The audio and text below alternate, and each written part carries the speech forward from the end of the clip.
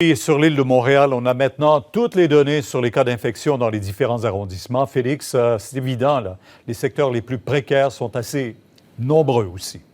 Oui, et tout de suite, vous allez voir que ces secteurs se situent au centre de l'île de Montréal. Alors, il y a 8 arrondissements dans lesquels, ou villes défusionnées, dans lesquels il y a plus de 50 cas. Vous les voyez sur la carte, mais retenez 3 chiffres, le malheureux top 3, si vous voulez. Alors, 161, il s'agit de Notre-Dame-de-Grâce et Côte-des-Neiges, le quartier où il y a le plus de gens infectés. 107, ensuite, et 80 pour Rosemont, la petite patrie. Alors, ce sont des chiffres qui portent ce total à 1612 sur l'île de Montréal. Et il faut penser également, Félix, à toutes ces personnes qui se retrouvent dans une situation très particulière au retour d'un voyage à l'étranger. Regardez bien cette histoire-là. La mise en quarantaine est obligatoire maintenant lorsqu'on revient de voyage. Mario, que nous avons rencontré, lui, était parti 5 mois en République dominicaine.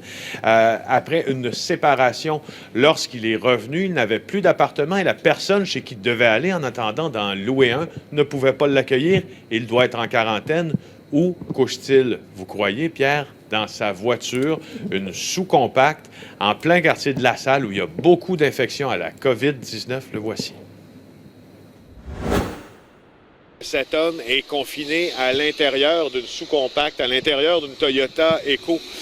Vous allez voir dans un instant ce que ça veut dire quand on revient de voyage. Un homme qui était parti 5 mois en République dominicaine et qui revient chez lui et qui n'a plus d'appartement où aller parce qu'il s'est séparé. Il ne peut pas aller chez ses amis car il est en quarantaine et il se trouve maintenant dans sa voiture. Il y mange, il y dort, mais là, il voudrait avoir un petit coup de main pour changer d'endroit, minimalement avoir un lit pour les 10 jours restants à sa quarantaine. Il n'y avait pas d'appartement quand je suis parti. J'ai laissé l'appartement à ma conjointe. Vu que j'arrive avant mon temps puis le COVID-19 existe, mais mes amis ne veulent pas prendre de chance parce qu'eux non plus ne travaillent pas.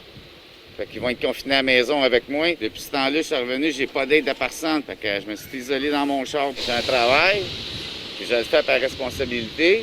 Sans ça, si je serais si méchant que ça, je m'en foutrais du monde, j'irais partout. Je le fais par respect pour moi, puis tout le monde qui font ça eux autres aussi. Là. Il a appelé toutes les lignes d'information possibles mises à sa disposition. Le seul lit qu'il a pu avoir, c'est un lit dans un foyer pour itinérants qui deviennent aussi des foyers de contamination.